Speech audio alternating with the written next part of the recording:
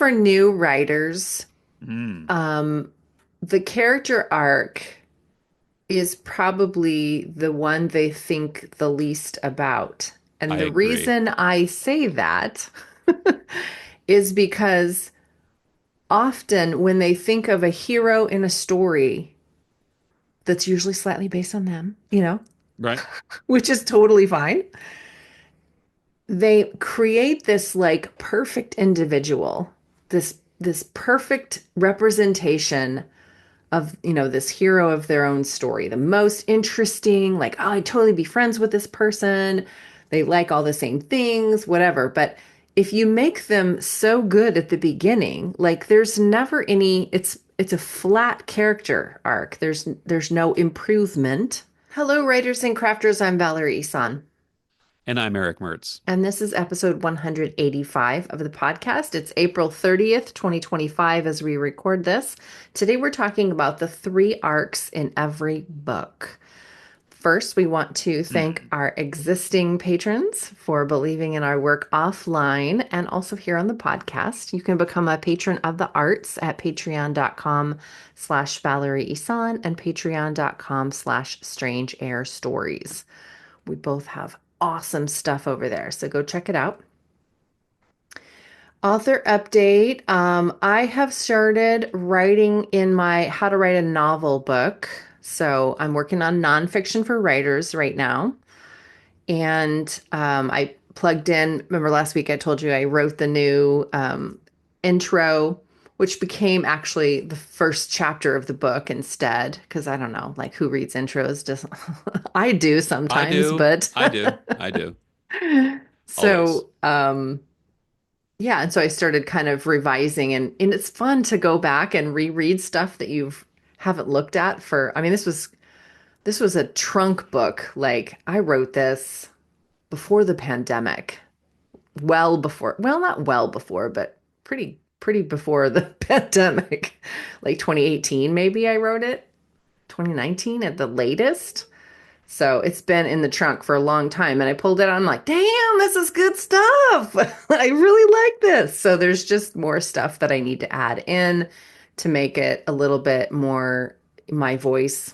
I think that was the feedback I got from the alpha readers before was, this doesn't really sound like the feedback I got was this sounds like a book report. That there's just not enough of your own examples in here. You're just referring to other examples which is normal, when you're teaching and such. But anyway, I definitely want to ask ChatGPT, like, what about this title though, right? I mean, we all come from this SEO not background, but like it's it's on our mind a lot and how to create the the title that people would be looking for. And Joe Penn was always like, yeah, how to write a novel. Like, that's what you type into the search engine box. So if you want your book to show up, then that's what you write, even if it's not a sexy title.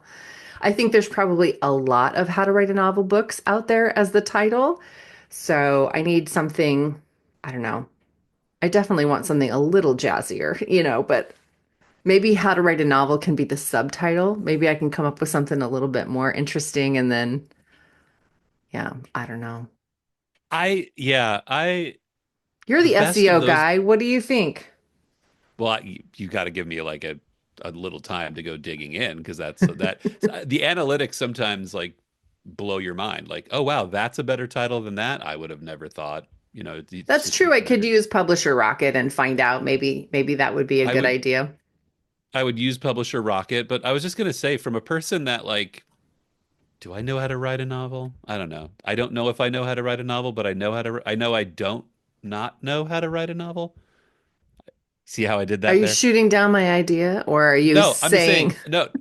I'm not shooting down any ideas. That's not what I do. I was going to say the best of those books always sneak up on me. I always read them for like, you know, I'm going to give myself some new information. I'm going to refresh what I believe I know about the craft. But the best of those books always feel like, oh, wow, like that whole lesson snuck up on me. So I think mm-hmm, that like, it's and that comes in that voice. That comes in that like, this mm-hmm. is I love Larry Brooks, He's a Willamette writer veteran, and I don't know Story if he's still engineering. story engineering. Yeah, great stories don't write themselves. I read that book, and I actually got to the end of it and had to do the whole like rewind, like, oh yeah, wow, I learned a whole lot from this book. It wasn't just a refresher. So there's an art to that. That There's a doesn't little tell art me to about the title. What do I name that? that. I don't. I'll have We'll have a to be continued. Yeah, Yeah, I'll have to check. I'll do I'll some have to SEO. check the publisher rocket and ask ChatGPT. I've also been doing a lot of homework for this business coaching program I'm in and thinking about content creation and refining my book coaching offer. I also, because I had a bunch of, well, I'm going to use the excuse that I had a bunch of deadlines before and I wasn't working out. So it took me 3, maybe 4 weeks in between like workouts. And I went back the first time, I think Saturday. So not even a whole week ago. And I worked out Saturday and I worked out Monday night. Sunday, excuse me, Sunday, I and I'm always the second day after working out is the most painful. I Yeah. don't know. Everyone says it's the day after, but it's really the day after that that hurts the worst for me. So if I worked out Saturday morning, by Monday morning, I don't know. Anyways, I lost track of time, but somewhere in there, I tweaked something in my lats and now I have a lot of pain and I can't like it's on the cusp of spasm all the time. I'm like super I hate that careful feeling. and it feels kind of weird. Like maybe it's not cartilage, but like the connective tissue that's inflamed. Hmm. Can that happen? I Fascia. don't know. The fascia, yeah. Like Is your fascia can your fascia inflamed? inflame? I don't know. It's been a while since I've Yeah. been an Yeah. LMT, so I can't remember, but Yeah. I mean, I my think wife does a that's lot what's of fascia happening. work. She's very fascia oriented. Yeah, so I think that's kind of what's happening. And also, I'm seeing a chiropractor for the first time in like a year tomorrow. So I'm super happy about that. I finally found one, and hopefully he'll be good. It's hard to find a chiropractor when you had the same one for like 10 years. Yeah, I could see that being a problem. So that's my author update. What about you? It's funny you mentioned trunk books. I have this new summer with a kid mantra where I say, you need to get, summer is 12 weeks long, you need to get 9 weeks of work done. I mean, and then that's not like for vacation necessarily, but it's just the disruption, the change in schedules, the like, Hmm. everything gets kind of up thrown out. But what I really found myself wanting to do is this. I have so many trunk books. I have so many trunk stories. I have so much trunk material You're just that a trunky dude. I probably have, like, I'm not kidding. I've probably got 4 books in one series. I have so much stuff. So I've really, really focused on how do I feel like new? Because I love the new thing, just like everybody else. Like, we love the new. But also at the same time, um, start getting that stuff out there. Like, why do I have 13, 14 stories sitting around? Why shouldn't I have that in a collection of stories? Like, it just becomes this like, okay, how do I? So I've been giving myself the project of let's find the old things and figure out a way to both resurrect it and feel like I'm creating something new. So it's like that's kind of the mission. Sometimes those trunk stories and trunk books end up in the trunk on purpose. Like they just They don't do. have legs, like, oh, this is a cool idea. 10,000 words in. No, never mind. And you're never Yeah, going to resurrect it because it just wasn't a good idea, but they're still there. Every once in a while, the yeah, characters are like, hey, what about me? yeah, yeah, yeah. I have like this pile of Patreon stories that, you know, I need a better print version of witness stories. I've got 2 or 3 books in the Strange Air series that I've written the first and second draft of. It's just time to put that stuff out. It's all stuff that I liked. It's just I was following shiny. Um, Hmm. so now it's just time to get those things focused and moving. So you're going to pick the trunk stories that you're going to work on in the summer. Yeah, well, like for example, I have like a bunch of those the stories that I was publishing on Patreon initially. They're just sitting on Patreon, so I'm now going to take those and collect those into a book with the other witness accounts that I had written years Mm. ago, to Hmm. a bigger print version of those. Um, and so I said to myself, well, what fun is it going to be collecting all these old stories? I just figured out here's four more of those stories that I could write that were in the notebook that I really liked. I'm just gonna, this is how I'm gonna make it feel new. I'm gonna write four new ones. Um, Nice. so that's what I'm talking about. Just like, finding an old project and how to make it new. I've got stories in my main series that are like, I've got whole novels. I've got like three novellas that are just, they're really, I think they're really good, but the I now loved that the first one that you had, the first book I edited for you, I think it was. And you oh, that's never a good took it one. anywhere. I loved that book. It doesn't fit in the series. So like it doesn't fit in the sequence. So now it's that kind of thing. Like how do I Hmm. take this thing, it really works, and make it fit? And now some people might hear that and say, it feels like recycling, or it feels like it's the story fits the world in my head, and it fits the world somewhere.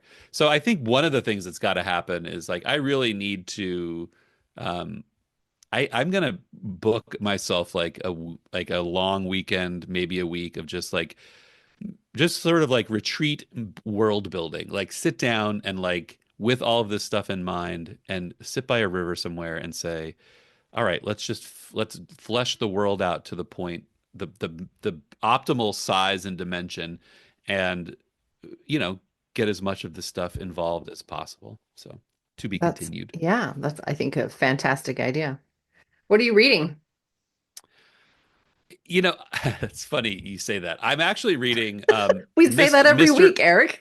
I do. It's like my standard line. There's our t-shirt. Like it's funny you say that. Um I picked up Mr. Mercedes by uh Stephen King. It's part of a three-book series. I know that that freaks you out. Um but I've wanted to read this three-book series. So Mr. Mercedes is on my shelf. I'm reading it now. I'm also reading a graphic novel by Becky Cloonan called Somna, which was an award winner. Um, but the reason I say it was funny, the reason I went there is I picked up this book at the library, Alter Ego. Um, Perfectly fine book, but I read like two chapters of it and I was like, you do not jump the stack, my friend. You are a perfectly fine book, but you're not a stack jumper. And I just put it in the return pile. I have a pile of stuff to return to the library. It went right in there. Good for My you. I son, don't my son, often have the guts to do that, but my there's son just was so like, "You much to didn't like read. that book?" My son says, "You didn't like that book?" I said, "No, the book was fine. It's just it's not good enough to get ahead of that one right there." So, you can be a perfectly fine marathon runner. You're just not going to win. That's the message I have for Alter Ego by Alex Segura. Perfectly fine book. Just wasn't going to jump the stack. I am still What about you? reading The Stars and Their Light by Olivia Hawker and enjoying it. I have purchased several books since then that I'm like, really wanting to get into. So hopefully I can finish this soon. I also have been finding that I'm not reading quite as much as I used to. And I think that part of that has been um, because my husband also is doing some hard, like deadline work. And his deadline is the day before we go to Florida. So if he misses his deadline at all, it's going to like creep into our vacation. So he's trying really hard, staying up, doing all these long nights and stuff. So we don't spend as much time together right now because he's working. And so when I go sit in the hot tub, which is when I read, he joins me so that, we can have some, like quality time together before he goes off and works for a couple more hours.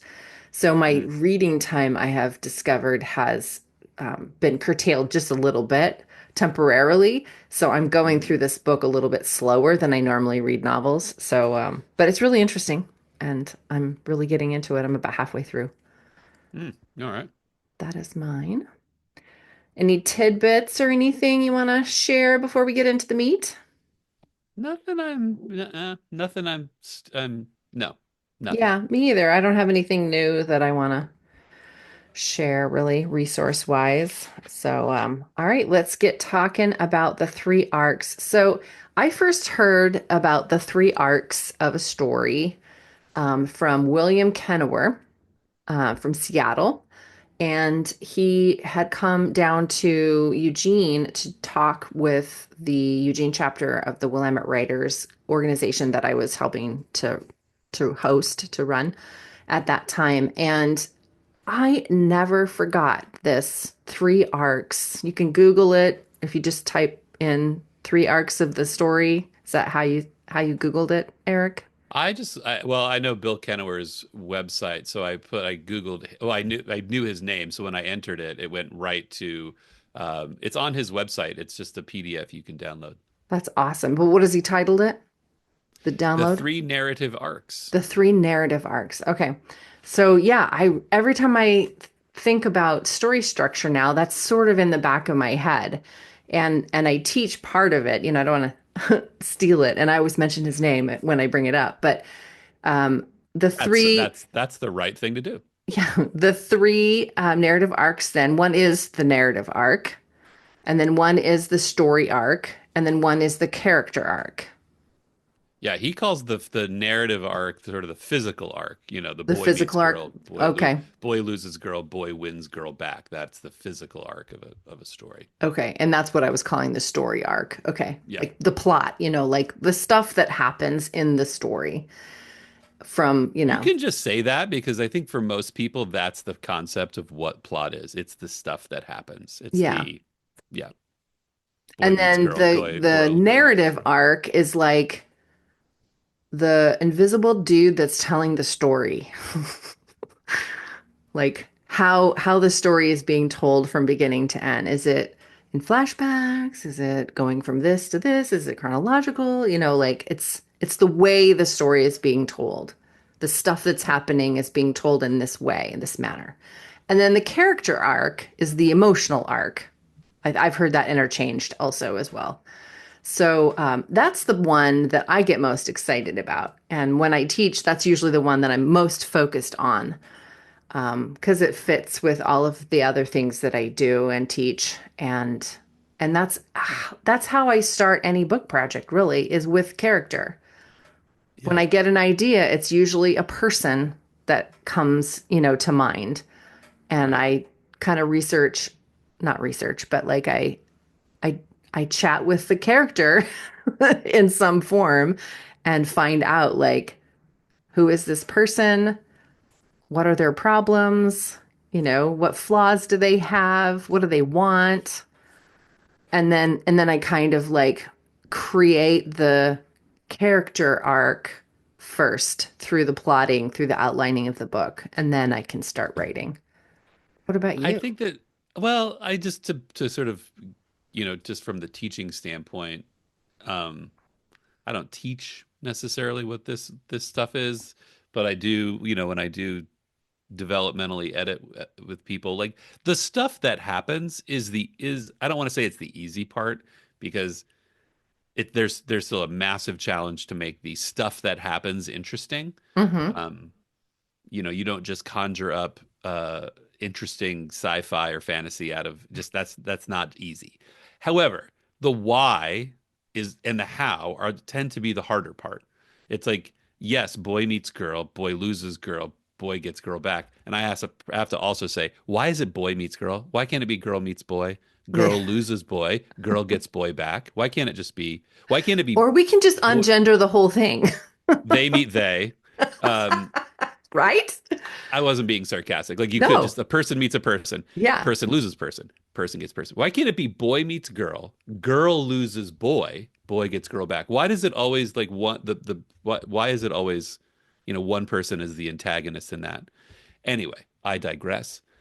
That's the easy part. Like that's the easy, like that's, that's every Hallmark movie or every romance novel. But it's the harder stuff is why. Why does that matter that the boy loses the girl or gets the girl, loses the girl, get her back? Like that's what makes a story memorable.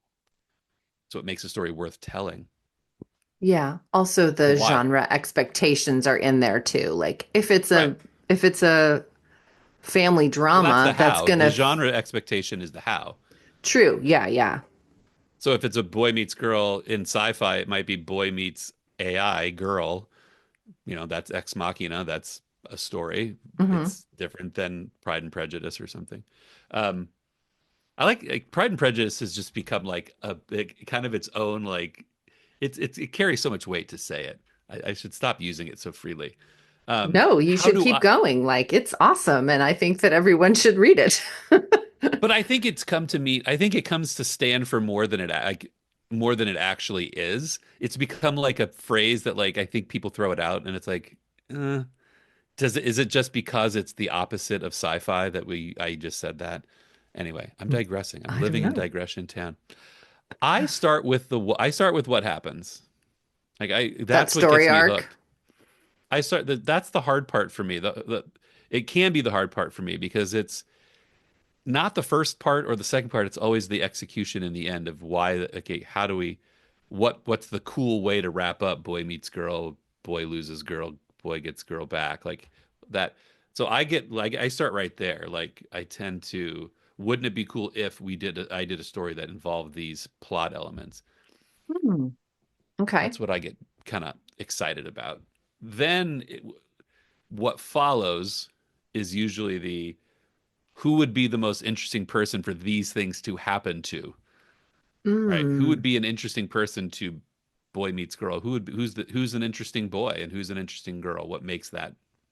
That's Um, interesting. In my head, that's kind of reverse engineering it. But if that's, but that wouldn't be reverse engineering for you. That's just where you no, start. no. Like I was talking about writing these witness accounts, Hmm. and so it always starts with like, wouldn't it be cool if? Right? Mm. Like one of the stories I want to write involves with a donation that gets made to a historical society that sits in a vault for years, and then there is a discovery within that vault that it has some paranormal connection, and You who's the just most interesting? debunked my idea of why that is then. What do you mean? Well, I was thinking, is the reason why you start with the story, the what if, because you already have the characters? Like you write in a series, so you already know who the character is. But not always. I don't always write in a series. Yeah. That's why I Um, was like, oh, you just debunked my but idea. yes, no, but I think series writing is slightly different. Like the if you're writing a romance series and like who the person that's going to lose and regain the partner.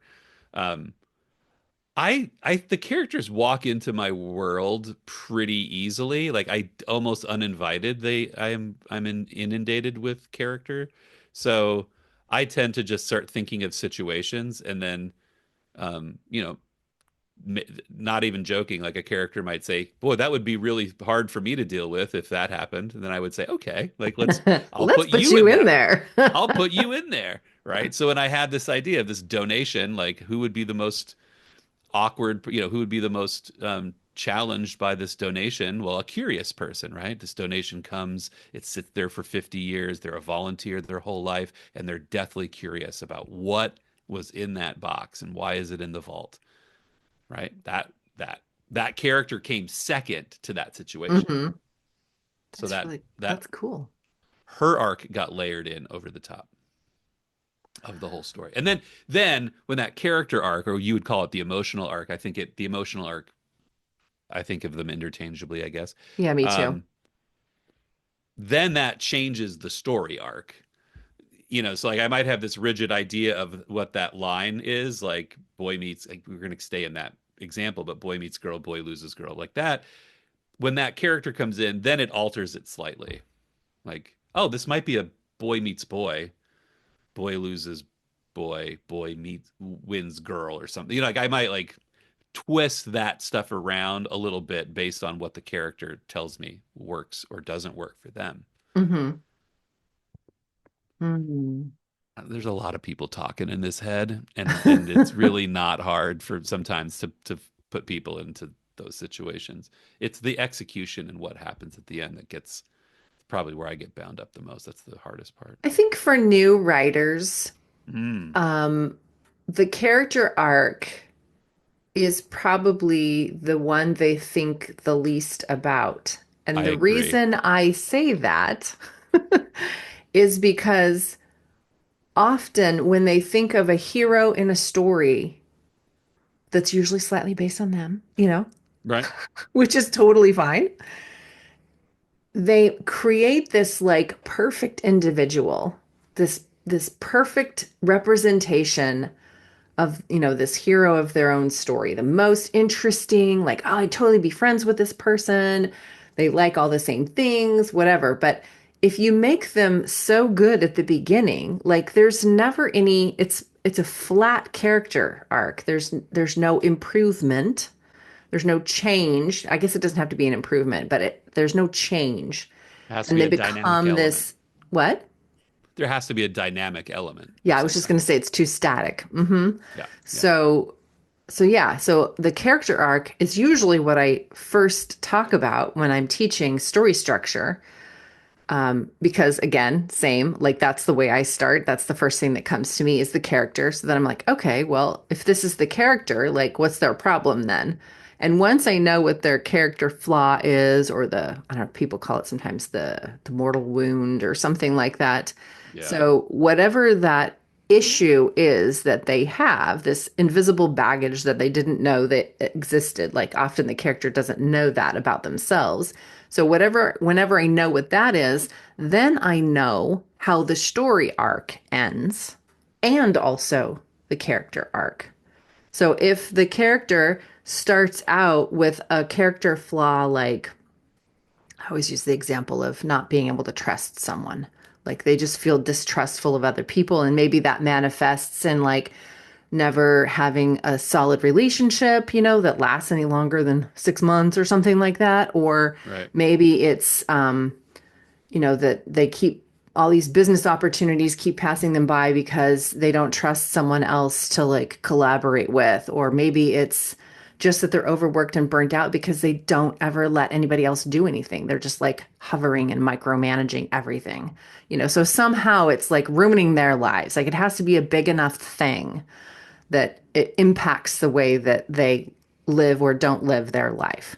And then, okay, so if it is that they don't trust people, at the beginning of the book, then at the end of the book, they have to trust somebody. Like that is the emotional journey that this character is now going to go on. So you already know how it's going to end. So that's great because sometimes you're like, "Oh, I got this character and I don't know what's the story? I don't know." So at least the emotional part of the story, you now have an ending to. And then the story arc also kind of mirrors it a little bit in that you have to create something for them to then trust in the Right. story. So This what is you're the getting into the thing? intention arc. The intention arc. This is new. This isn't a Bill Kenmore thing. What is the It intention is. arc? It's Is the it? intentional arc, right? Like, um, okay, so I'm just gonna kind of look at his, like, Uh-huh. it's when the character when boy meets girl, right? In our example, does the character mean to meet girl? Is it like is it a meet cute? Do they meet the ideal girl when they are already engaged? They do not intend to meet the girl. So then, but that lack of intention, like that drives the narrative too, because they're not driving towards that goal of meeting that girl. They think they have that girl. So then maybe that shifts the intention of the story. Maybe the first 12 pages of the first two chapters of that book, they were planning their ideal wedding, or they were swept up in their fiance's planning of their wedding, but then boom, they meet the perfect girl in the new wedding planner. Now their intention changes. Now their intention is, you know, avoiding the wedding planner because oh boy, she's really got some energy that I like and I'm trying to stay away from her. So it's how you know, what that main character's what their goal is or what they're wanting as they go it through the plot and how it runs counter to say sort of maybe what their emotional drive is, right? Their emotional drive is pushing them towards that true love interest, while their intention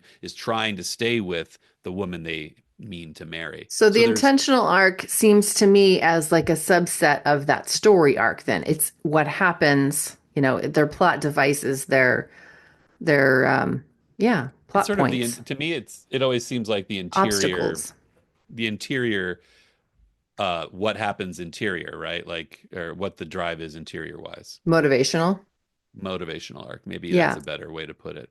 And Um, I find that that part fits into, and this is all semantics, and it's just the way I'm yes. categorizing it in my brain. Yep. I see that that is part of a character arc, that that Oh character yeah. motivation. But Right. again, I think the story arc and the character arc, kind of mirror each other a little bit, It is a like, subset. It is a mhm, subset, but they do run opposite of each other, right? The character's emotions may be like, I'm sad that I'm actually finding myself, I'm not gonna, I don't want to marry the woman I meant to, but I'm also trying, like, so they're doing two different things at the same time. They're being pulled in two different directions. It's kind of the act two, like, if you graft it out in a line, like mhm, the act two, the emotional and the intentional arc should be far apart. They should be unaligned because that's what the character's struggling to put together is like, and then in act three is when they align their intention and mm, their emotion mhm, and they drive towards the execution of plot. mhm. Right? Did I just wing something? You just winged something, but it makes sense. And I then, think you oh, go. I was just going to kind of go off on a different arc thing. So if you Do want to it. finish up, oh, No, you do it. You do it. the narrative arc, then, again, I think that's just sort of like the scaffolding. I don't know, like it's just how the story's being told. Is there something else that I'm kind of missing? And I I'm don't not think saying so. that that becomes the easy thing to do because often we have to really hone in on how this all in service to the story, right?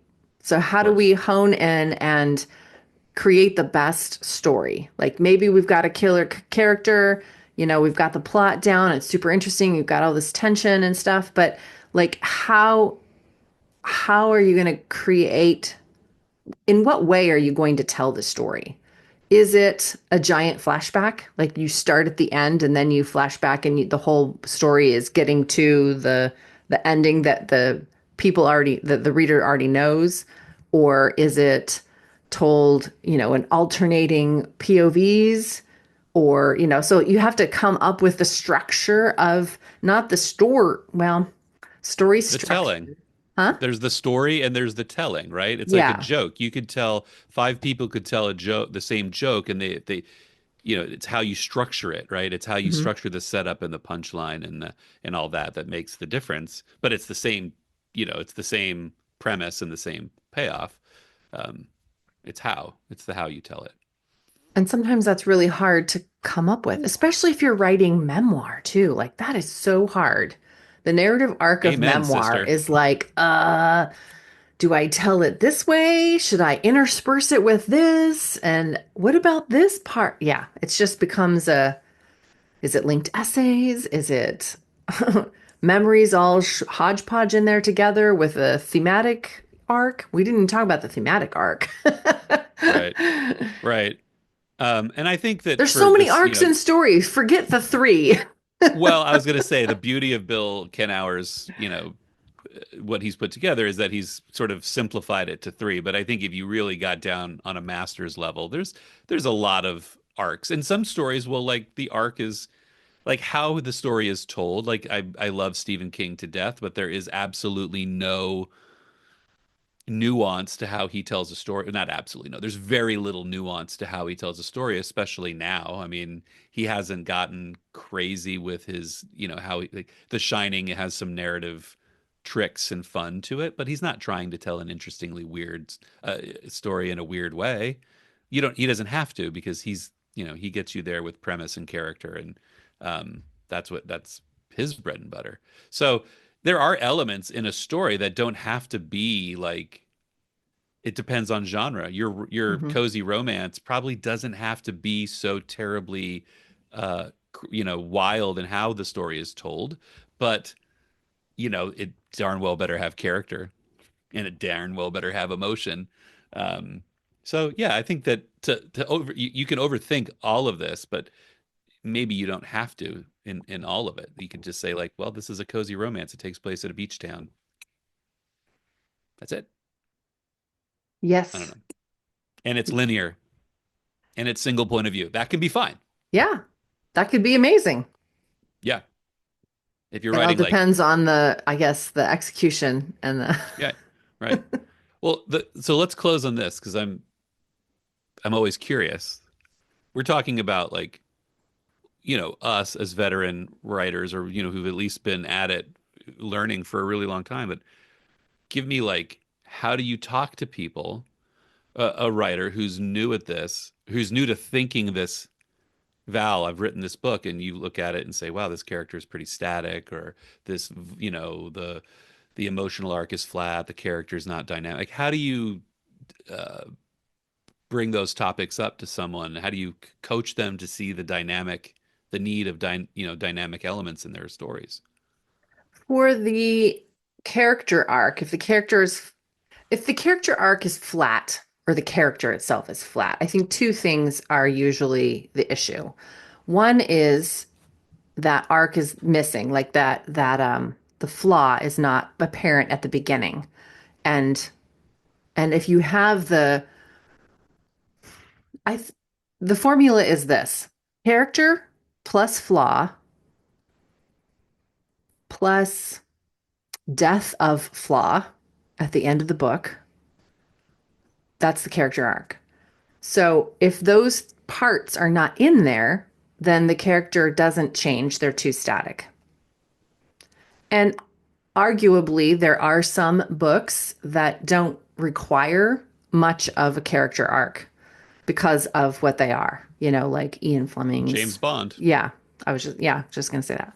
So, or Jack Reacher, or any like long running series where you've got like one dude that's doing the same stories kind of Or over. lady. What's that? Or lady. Or Yeah. lady. Like detective stories, things like that. Yeah.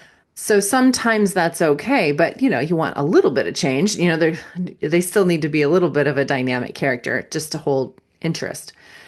So that is one of the reasons why. And then the other is dialogue, inner dialogue. Inner dialogue is part of dialogue. So maybe you can have this really awesome, witty repertoire, whatever. Like these people have this great rapport and they're just firing great dialogue back and forth at each other. But if you don't have the inner dialogue of the protagonist, then the reader doesn't really know who that person is underneath. Yeah, it's all surface, it's just talking heads, but like, what are they actually thinking about underneath it? What's the emotional resonance? And that also could be a reason why a reader would be like, I just didn't connect to the character. They're just sort of flat, two-dimensional, whatever. So inner dialogue and like that character arc. I brought that up with a client, like this idea of inner dialogue, and that like it really changed the conversation because they hadn't really thought about like, and I gave him the example. I'm here telling you what I think your book needs, and you're telling me we're having a conversation, but what are you thinking as I'm talking to you? You might be nodding and going, "Oh, great, okay," and you might be thinking, "Wow, this guy doesn't know what he's talking about." Yeah. And you write Right? I that mean, in, you know? yeah, like a well-rounded character is a balance of those two things, and it shows that like because we all live in that world, when And you watch also somebody that shows the tension too, Like so if they're the internal thing. thinking Yeah, something and something else is, yeah, you're going to see that point you were talking about in the story, like where they yeah, are opposite of each other, and so that can create tension and character motivation too. Like yeah, if your reader is like, why would she do this? If you have right, inner dialogue, then you'll know why. right, right, right. All This right. is good stuff. It's good stuff. We could talk about this a lot, but I think we should close for there. We've talked about the story arc, the narrative arc, the emotional arc, the thematic arc, starting stories. Yeah, a little bit of troubleshooting. I think this was a good episode. It was fun. Love it, love it. All right. Well, bye for now. We'll see y'all next week. See you next week.